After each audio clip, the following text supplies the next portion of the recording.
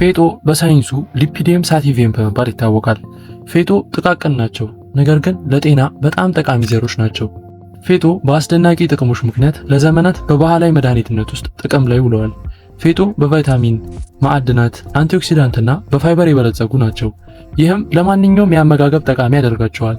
ነገር ግን እንደ ብዙ የተፈጥሮ መድኃኒቶች በፌጦ ሊከሰቱ የሚችሉትን የጎንዮሽ ጉዳቶች ለማስወገድ በመጠኑ መጠቀም ይኖርባቸዋል። ስለዚህ በዛሬው ትምህርታችን ስለ ፌጦ 12 አስደናቂ የጤና ጥቅሞችና በመጨረሻም ፌጦን መጠቀም ስለሌለባቸው ሰዎች በስፋት የምናይ ይሆናል። በጥሞና ካዳመጣችሁኝ ያለምንም ስጋትና የጎንዮሽ ጉዳቶች ፌጦን ለጤናችሁ በሚስማማ መልኩ እንዴት መጠቀም እንደምትችሉ የሚረዳችሁን ጠቃሚ መረጃዎች ታገኛላችሁ። ሁሌም ለጤናችሁ ቅድሚያ የምትሰጡና መልካም ልብ ካላችሁ ደግሞ ቪዲዮውን ላይክ በማድረግ ይጀምሩ። ምክንያቱም የእናንተ ላይክ ይህንን ትምህርት ብዙ ሰው ጋር እንዲደርስና እንዲጠቀሙበት ያደርገዋል። ለዚህ ቻናል አዲስ ከሆናችሁ ኢብራሂም እባላለሁ፣ ክሊኒካል ፋርማሲስት ነኝ። ዩቲዩብ ላይ ስለ ጤናቸው ማወቅ ፈልገው ከሚመጡ ጥቂት አስተዋይ ሰዎች ውስጥ ከሆኑ ሰብስክራይብ በማድረግ ቤተሰባችን ይሁኑ።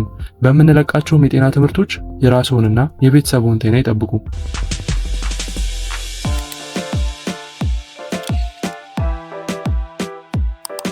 አንደኛ፣ የደም ማነስን ለማከም የበለጸገ የብረት ምንጭ ነው። ፌጦ በጣም ጥሩ የብረት ምንጭ ሲሆን ይህም የደም ማነስ ወይም ዝቅተኛ የሂሞግሎቢን መጠን ላለባቸው ሰዎች ጠቃሚ ያደርገዋል።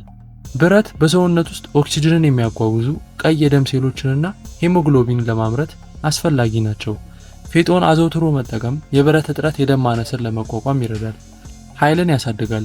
የተሻሻለው የሴሎች ኦክሲጅን የጉልበት መጠን መጨመርና ድካምን ይቀንሳል። ስለዚህ የብረት አወሳሰድን ለማሻሻል ፌጦን ከቫይታሚን ሲ ምንጮች ጋር ይጠቀሙ። ለምሳሌ እንደ ሎሚ ጭማቂ ወይም ፍራፍሬዎች ጋር። ሁለተኛ፣ የሆርሞን ሚዛንን ይጠብቃል። ፌጦ ለሴቶች ጤና በተለይም የወር አበባ ዑደትን በመቆጣጠርና ሆርሞኖችን በማመጣጠን ረገድ በጣም ጠቃሚ ናቸው። በፌጦ ውስጥ የሚገኙ ፋይቶኬሚካሎች ኢስትሮጅንን በመምሰል የወር አበባን በመቆጣጠር እንዲሁም የወር አበባ ህመምን ማስታገስ ይችላሉ። ብዙውን ጊዜ የሆርሞን መዛባት ላጋጠማቸው ሴቶች ይመከራል። የድህረ ወሊድ ጤና። እነዚህ ዘሮች የወተት ምርትን በማሻሻል በሚያጠቡ ሴቶች ላይ የወተት ምርትን ለማሳደግ ይጠቅማሉ። ስለዚህ የሆርሞኖችን ጤንነት ለመቆጣጠር ከፈለጉ ወይም ጡት ማጥባትን ለማሻሻል የሚፈልጉ አዲስ እናት ከሆኑ ፌጦን ወደ አመጋገቡ ያካቱ። ሶስተኛ፣ የምግብ መፈጨትን ይደግፋል። ፌጦ በአመጋገብ ፋይበር የበለጸጉ ሲሆን ይህም ጤናማ የምግብ መፈጨትንና የሆድ ድርቀትን ይከላከላል። በፌጦ ውስጥ የሚገኘው ፋይበር ሰገራ ላይ ብዙ መጠን በመጨመር የአንጀት ውስጥ እንቅስቃሴን በማስተካከል የሆድ ድርቀትን ይከላከላል። ፋይበር በተጨማሪም ጤናማ የአንጀት ባክቴሪያ እድገትን ያበረታታል። አጠቃላይ የምግብ መፈጨትንም ያሻሽላል። የሆድ እብጠትን ይከላከላል። በፋይበር የበለጸገ አመጋገብ ከምግብ በኋላ የሆድ መነፋትንና ምቾት ማጣትን ይቀንሳል። የፌጦ ዘሩን ከመውሰዳችሁ በፊት በውሃ ውስጥ መዘፍዘፍ የበለጠ የፋይበር ይዘታቸውን ያሳድገዋል። ይህም የምግብ መፈጨት ሂደትን ያቀላል። አራተኛ፣ የቆዳ ጤናን ያሻሽላል። ፌጦ ጤናማ ቆዳን ለመጠበቅ ወሳኝ የሆነው የቫይታሚን ሲ ጥሩ ምንጭ ናቸው። ቫይታሚን ሲ ኮላጅን እንዲመረት በጣም አስፈላጊ ሲሆን የቆዳ የመለጠጥ ችሎታን ይጠብቃል፣ እንዲሁም መጨማደድን ይከላከላል። በተጨማሪም ቁስልን ለማከም ይረዳል። እንዲሁም በዩቪ ጨረሮች ምክንያት የሚደርሰውን የቆዳ ጉዳትን ይቀንሳል። ጸረ እርጅናን። ፌጦን አዘውትሮ መመገብ የእርጅና ምልክቶችን በመቀነስ ጤናማና ወጣት ወደሚመስል ቆዳ ያመጣል። ስለዚህ ፌጦን በቀጥታ ወደ ቆዳ ላይ በመቀባት የቆዳ መቆጣትን ለማስታገዝ እና ፈውስን ያፋጥናል። አምስተኛ፣ በሽታን የመከላከል አቅምን ይጨምራል። በፌጦ ውስጥ ያለው ከፍተኛ አንቲኦክሲዳንት በሽታ የመከላከል አቅምን ለማጠናከር ይረዳል። በፌጦ ውስጥ የሚገኙት እንደ ቫይታሚን ሲ እና ፍላቮኖይድ ያሉ አንቲኦክሲዳንቶች ነፃ ራዲካልስን በመዋጋት ኦክሲዴቲቭ ውጥረትን በመቀነስ ለበሽታና ለከባድ በሽታዎች ተጋላጭነትን ይቀንሳል። ኢንፌክሽንን ይዋጋል። ፌጦ የሰውነት ተፈጥሯዊ በሽታ የመከላከል ዘዴዎችን ከፍ ያደርጋሉ። ይህም እንደ ጉንፋን ያሉ ኢንፌክሽኖችን በቀላሉ ለመከላከል ያስችላል። ስለዚህ የሰውነትን በሽታ የመከላከል ስርዓትን ለማጠንከር ፌጦን በየዕለቱ አመጋገብ ውስጥ ማካተት ይጠቅማል፣ በተለይም በጉንፋን ወቅት። ስድስተኛ፣ ክብደት መቀነስን ይደግፋል። ፌጦ በካሎሪ ዝቅተኛ ቢሆንም በፋይበር የበለጸገ በመሆኑ ለክብደት መቀነስ አመጋገብ ትልቅ ተጨማሪ ያደርገዋል። በፌጦ ውስጥ ያለው የፋይበር ይዘት የሙሉነት ወይም የመጥገብ ስሜትን ያቆያል። ይህም ከመጠን በላይ መብላት እድልን ይቀንሳል። በተጨማሪም የደም ውስጥ የስኳር መጠንን በመቆጣጠርና የኢንሱሊን መጨመርን ይከላከላሉ። ሜታቦሊዝምን ይጨምራል። ፌጦ ጤናማ ሜታቦሊዝምን የሚደግፉ ጠቃሚ ንጥረ ነገሮችን ይይዛል። ይህም ለክብደት መቀነስ ተጨማሪ እገዛ ያደርጋል። ስለዚህ ፌጦን የተለያዩ ምግቦች ውስጥ እንደ እርጎ፣ ሰላጣ እንዲሁም ጁሶች ውስጥ በመጨመር መጠቀም ይችላሉ። ሰባተኛ የስኳር በሽታን ለመቆጣጠር ይረዳል። ፌጦ የደም ስኳር መጠንን በመቆጣጠር ለስኳር ህመምተኞች ጠቃሚ ያደርጋቸዋል። በፌጦ ውስጥ ያለው ፋይበር ወደ ደም ውስጥ የሚገባውን የስኳር መጠንን ይቀንሳል። ይህም በደም ውስጥ የግሉኮስ መጠን ላይ ድንገተኛ መጨመርን በመከላከል የስኳር በሽታን ለመቆጣጠር እንዲሁም ትልቅ የተፈጥሮ መድኃኒት ያደርገዋል። ኢንሱሊንን ይቆጣጠራል። ፌጦን አዘውትሮ መመገብ የኢንሱሊንና የግሉኮስ ሜታቦሊዝምን ያሻሽላል። ነገር ግን የስኳር ህመም ካለቡ ፌጦን ወደ አመጋገቦ ከማካተቶ በፊት የጤና ባለሙያን አማክሩ። ስምንተኛ የአጥንት ጤናን ያሻሽላል። ፌጦ በካልሲየምና ሌሎች አጥንትን የሚያጠነክሩ እንደ ማግኒዥየምና ፎስፈረስ ባሉ ማዕድናት የበለጸጉ ናቸው። ካልሲየም ጠንካራ አጥንትና ጥርስን ለመጠበቅ አስፈላጊ ነው። ፌጦን አዘውትሮ መጠቀም እንደ ኦስቲዮፖሮሲስ ያሉ በሽታዎችን ለመከላከል እናም አጠቃላይ የአጥንት ጤንነትን ለመደገፍ ይረዳል። እንዲሁም ፌጦ ጸረ ብግነት ባህሪ ስላለው የመገጣጠሚያ ህመምን ለማስታገስ፣ የመተጣጠፍ ችሎታን ለማሻሻል ይረዳል። ስለዚህ ፌጦ በተለይ ለአጥንት ፍጋት የመጋለጥ እድላቸው ከፍተኛ ለሆኑ ሰዎች ጠቃሚ ናቸው። ዘጠነኛ የመተንፈሻ አካላት ጤናን ይጨምራል።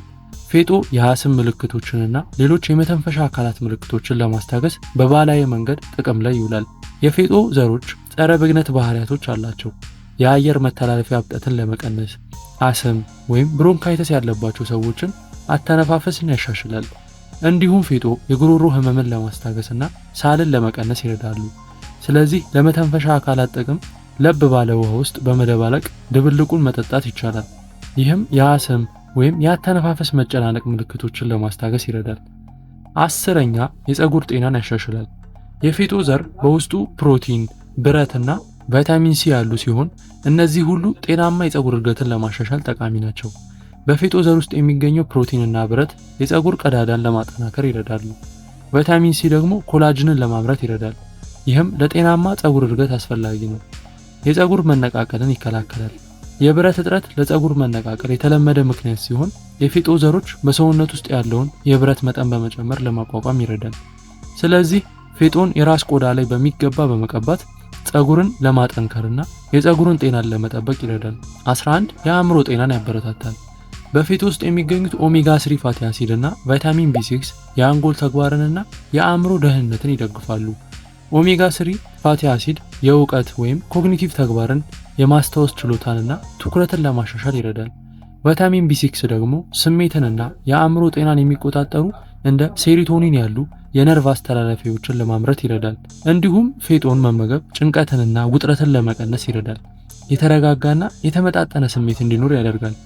ስለዚህ የአእምሮ የማገናዘብ አቅም ለማሻሻል እንዲሁም ጭንቀትን ለመቀነስ ከፈለጉ በአመጋገብ ውስጥ ፌጦን ማካተት ይኖርብዎታል።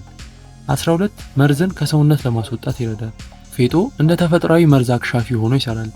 ይህም ሰውነት መርዛማ ንጥረ ነገሮችንና ቆሻሻዎችን ለማስወገድ ይረዳል። በፌጦ ውስጥ ያለው ፋይበር መደበኛ የሆድ ውስጥ ስርዓት እንዲኖር በማድረግ ጎጂ የሆኑ ንጥረ ነገሮች እንዳይከማቹ እንዲወገዱ ያደርጋል።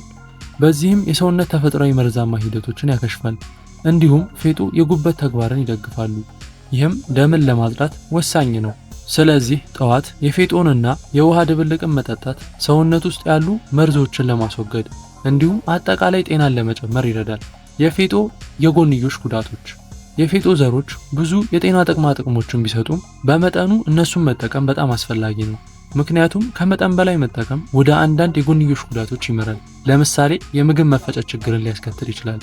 ፌጦን ከመጠን በላይ መውሰድ የፋይበር ይዘቱን ከፍተኛ በሆነ የምግብ መፈጨት ችግርን ለምሳሌ የሆድ እብጠት፣ ተቅማጥ ወይም የሆድ ድርቀትን ያስከትላል። የደም ስኳር መጠን ሊቀንስ ይችላል። ፌጦ በደም ውስጥ ያለውን የስኳር መጠን ሊቀንስ ይችላል። ይህም የስኳር በሽታ መድኃኒት ለሚወስዱ ግለሰቦች ችግር ሊሆን ይችላል። የደም ስኳርን የሚቀንሱ መድኃኒቶች የሚወስዱ ከሆነ ፌጦን መጠቀም ከመጀመሩ በፊት ሁል ጊዜ ሐኪሞን ማማከር ያስፈልጋል።